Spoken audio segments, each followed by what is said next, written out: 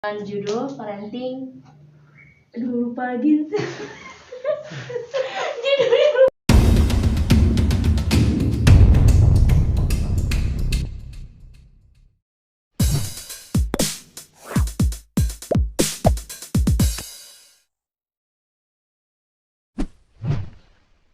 Assalamualaikum warahmatullahi wabarakatuh. Kembali lagi bersama kami kelompok 139 KKM Mutirta 2021. Nah, dengan tema hari ini yaitu adalah parenting mencegah anak putus sekolah. Nah, di sini kami bersama dosen salah satu FKIP Untirta. Boleh perkenalan diri terlebih dahulu, Ibu? Boleh. Terima kasih Putri. Selamat siang. Salam sehat ya untuk kita semua. Senang saya bisa berkesempatan bersama Putri. Ini adalah salah satu anggota kelompok KKM ya 139. Izin memperkenalkan diri, saya Ana Nur Hasanah. Saya bekerja di FKIP Untirta, tepatnya di jurusan pendidikan sejarah, dan kebetulan juga saya sebagai dosen pembimbing lapangan ya di kelompok ini. Itu cukup ya perkenalan dirinya. Iya Ibu, baik, terima kasih. Nah, di sini kan kita sedang membahas cara mencegah anak putus sekolah ya Bu. Ya. Dan kebetulan Ibu juga merupakan narasumber yang bisa dibilang sudah ahli di bidang pendidikan ya Bu ya. Nah, apalagi pendidikan sekarang ini kan salah satu pilar bangsa ya Bu ya. Pilar bangsa di mana kita harus gimana cara anak untuk tidak putus sekolah. Nah, di pendidikan sekarang juga kita ada peralihan kan Ibu pada masa pandemi ini, peralihan dari masa offline kemudian ke online. Itu benar-benar kayak banyak banget problematika yang ada. Nah, menurut Ibu gimana sih pendidikan Indonesia pada masa pandemi? Baik. Tentunya kalau kita berbicara pembelajaran online saat ini, kita harus kilas balik ya, bahwa ada yang menjadi latar belakang bahwa sekarang pandemi COVID-19 terjadi secara global, bukan saja di Indonesia tapi juga di seluruh dunia, dan salah satu dampaknya itu di sektor pendidikan. Nah, ini tentu suka tidak suka, siap tidak siap ya, semua pihak terutama di dalam ranah orang-orang yang berada dalam dunia pendidikan itu harus berani menghadapi situasi kondisi ini dan juga mencari solusi ya, bagaimana pembelajaran yang tadi biasanya tatap muka, siswa ketemu dengan guru, siswa ketemu dengan teman-temannya, sekarang dilakukan secara daring. Nah, ini adalah konsekuensi logis ya. Tapi tentunya kalau berbicara tentang pembelajaran daring ya, yang merupakan salah satu pembelajaran jarak jauh, ini dalam teori pendidikan sudah ada ya, sudah ada sebelumnya. Saya masih ingat dulu ketika saya S2 ya di UNJ tahun 2010 lah ya, itu sudah membicarakan bahwa akan ada satu kondisi di mana pembelajaran itu tidak butuh ruangan ya, bisa dimanapun, bisa kapanpun ya, yang penting ada kemauan, dan ternyata terjawab saat ini gitu ya. Nah, ini juga kan yang terjadi pada pembelajaran daring ketika didukung oleh fasilitas, misalnya gawai ya, handphone, kemudian laptop, kemudian ada internetnya, ada internet, ada kuotanya ya, itu pembelajaran bisa berlangsung. Mungkin begitu ya untuk latar belakang ya, kenapa harus pembelajaran daring. Nah, sudah melatar belakangi bagaimana pendidikan pembelajaran daring ini. Nah, menurut Ibu pembelajaran daring ini efektif nggak sih Bu dilakuin? Oke. Ya, kalau berbicara efektif, harusnya efektif.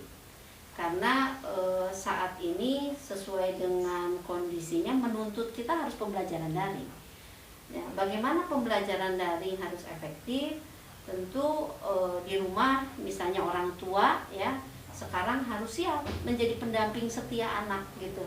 Yang selama ini kan mempercayakan pembelajaran ke guru di sekolah kan gitu ya.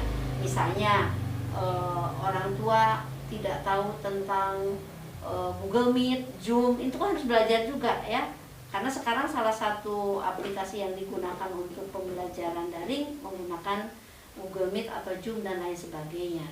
Ya termasuk juga ketika menggunakan Google Classroom misalnya untuk share tugas guru di sana ya. Ini kan orang tua juga harus aware ya, harus mau tahu, harus mau belajar.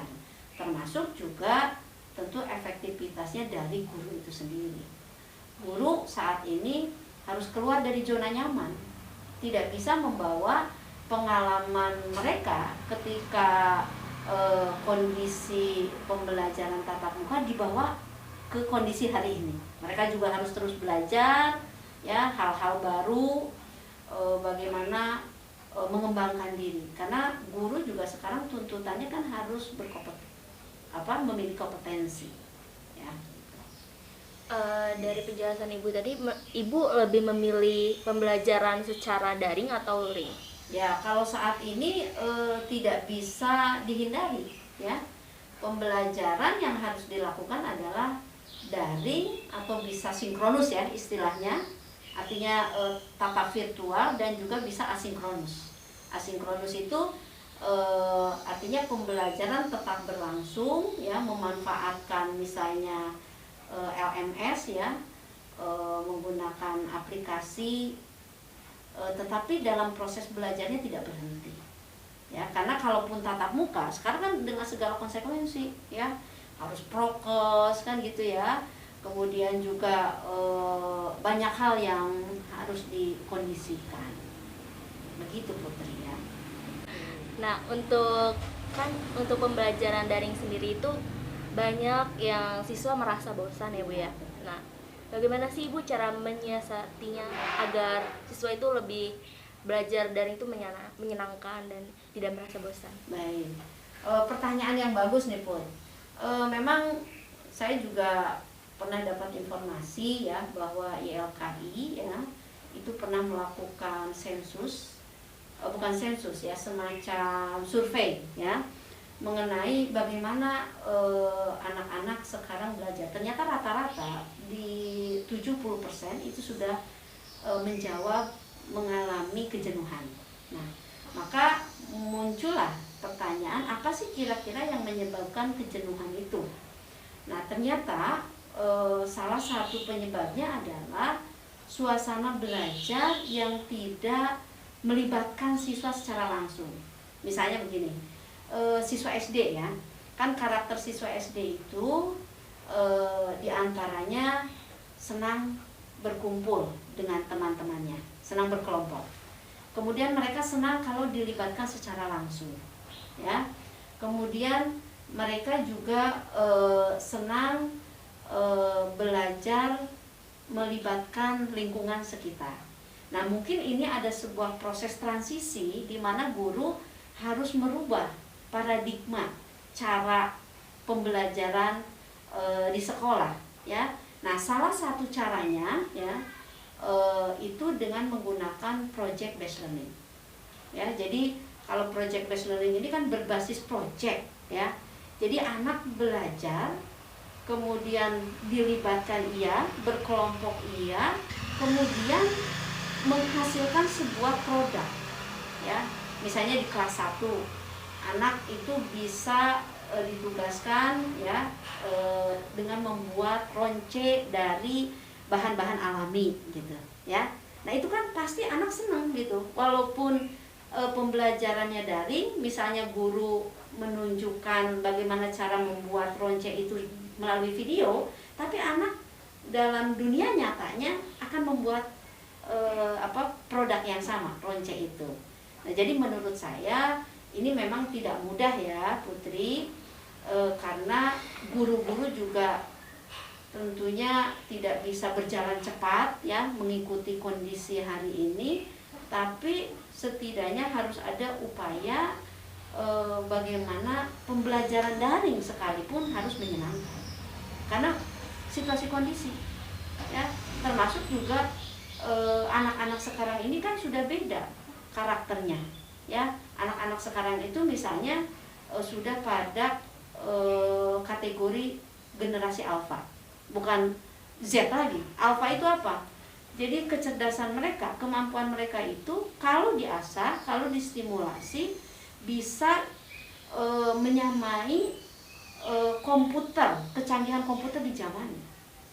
Ya, mungkin Putri juga tahu lah bagaimana anak-anak sekarang sangat interest gitu ya terhadap teknologi dan cepat sekali gitu bisa beradaptasi dengan program aplikasi yang ada. Nah, itu juga mungkin salah satu tantangan bagaimana guru yang termasuk juga orang tua memanfaatkan gitu ya teknologi, kemudian juga melihat karakteristik anak, kebutuhannya apa.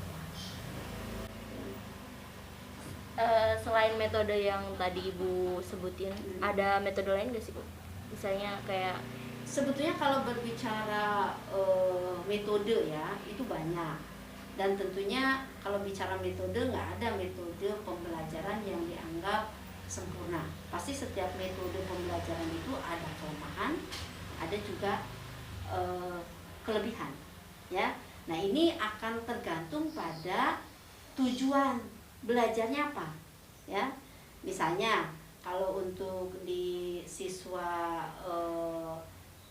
SD juga ya saya mencontohkannya begitu, karena kebanyakan yang mendampingi harus betul-betul concern itu orang tua yang punya siswa SD kan gitu ya, jadi harus didampingi betul-betul. Nah, dalam pemilihan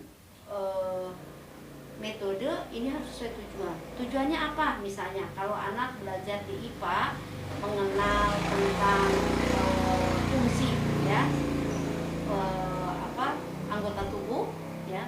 Nah, ini kira-kira apa? Ya, misalnya bermain peran. Kalau kenapa bermain peran? Kan dilibatkan secara langsung ya. Anak akan berpura-pura menjadi tokoh apa, kemudian nanti menunjukkan misalnya anggota tubuh beserta fungsinya ya. Atau misalnya bisa menggunakan kalau dalam kondisi daring ini ya, selain bermain peran bisa juga tanya jawab ya. Tanya jawab malah ini bagus, nantinya melatih anak berpikir tingkat tinggi ya. Sekalipun sekarang kondisinya begini, kita juga kan harus melihat tuntutan pembelajaran abad 21 itu salah satunya kemampuan berpikir tingkat tinggi, berpikir kritis ya, selain komunikasi, kolaboratif dan juga komunikasi. iya Bu, selama pandemi kan perhatian orang pembelajaran daring itu perhatian orang tua tuh sedikit berkurang ya Bu. Jadi yang tadinya misalnya pulang sekolah ditanya pasti udah belajar apa, bagaimana. Nah, kalau misalnya sekarang tuh orang tua kayak lebih anak sudah memegang handphone atau gawai atau laptop, terus itu disangkanya tuh udah belajar, padahal bisa jadi mereka bermain game atau membuka aplikasi lain selain pembelajaran tersebut ya Bu. Bagaimana sih Ibu mengatasi hal tersebut? Ya, mungkin saya juga kebetulan punya anak tapi SMP ya, yang memang membutuhkan bimbingan, kemudian juga yang SMA. Itu sepertinya yang efektif itu bermain dalam aturan ya. Jadi jika maka kamu boleh menggunakan gawai untuk bermain jika itu di luar jam pelajaran. Nah, tentu juga harus ada konsekuensi ya. Kenapa harus ada konsekuensi? Ya, misalnya sanksi ya, yaitu anak juga biar belajar bertanggung jawab kan begitu. Ibu untuk kan banyak nih problematika. Nah, salah satunya udah disebutin dan juga sekarang nih kayak banyak permasalahan kan, apalagi yang emang orang yang masyarakat ekonomi rendah gitu ya Bu ya. Mereka kan untuk daring sendiri, untuk membeli kuota sendiri itu kan agak susah ya Bu ya.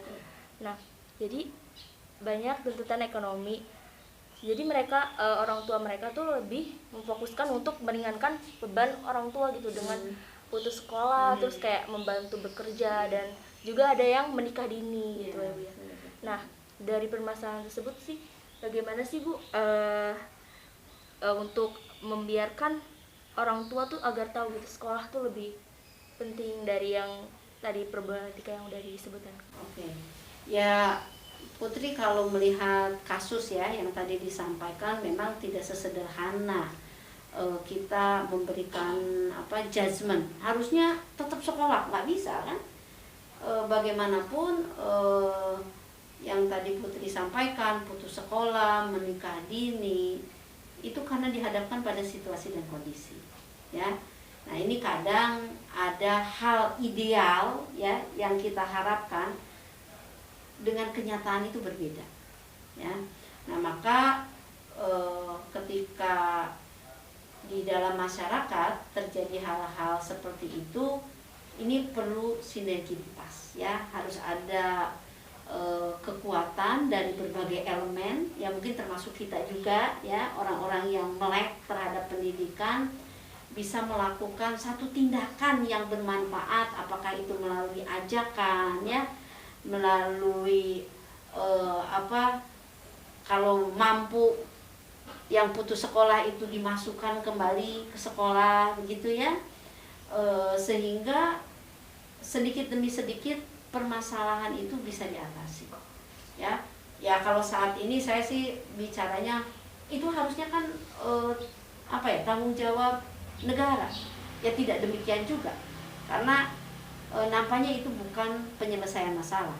Jadi menurut saya ketika ada kasus-kasus seperti itu, kita tidak bisa mengatakan itu hal yang salah, tapi yang jelas ketika kita berinvestasi dalam pendidikan, ya, maka dari segi manfaat itu akan jangka panjang, ya. Jadi tidak seperti kalau sekarang kita makan cabai rawit pedas ya, terasa gitu ya. Di pendidikan itu kan nggak begitu, sekolah langsung terlihat hasilnya, enggak, tapi butuh jangka waktu yang panjang. Terutama pendidikan ini akan berubah pola pikir, ya. Kalau udah pola pikirnya berubah, insya Allah pola tindakannya juga kan gitu ya. Kemudian cara berlisannya juga, ya tentu inilah segi manfaat, ya. Kenapa pendidikan itu dianggap investasi yang sangat penting, ya, dalam perspektif saya gitu ya. Baik Ibu, sudah lama Ibu ya kita ngobrol juga. Untuk Ibu sendiri ada motivasi untuk siswa yang sedang melakukan pembelajaran daring atau orang tua yang sedang melakukan bimbingan terhadap anak yang pembelajaran daring? Baik. Tentu untuk anak-anak yang saat ini sedang melaksanakan pembelajaran daring, ya,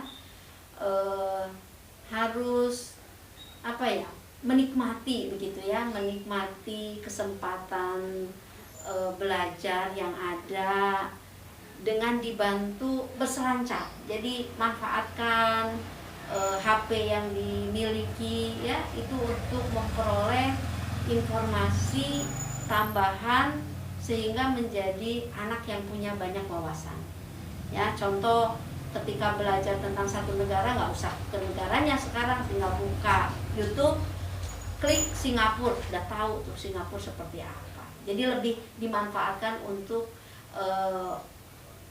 kebaikan, ya, kebaikan ilmu, wawasan yang lebih luas. Nah, tentu kalau untuk ibu-ibu, ya, ini harus menjadi lahan ibadah, ya, lahan ibadah, mendampingi anak, lebih sabar mungkin, ya, lebih ikhlas, termasuk juga belajar.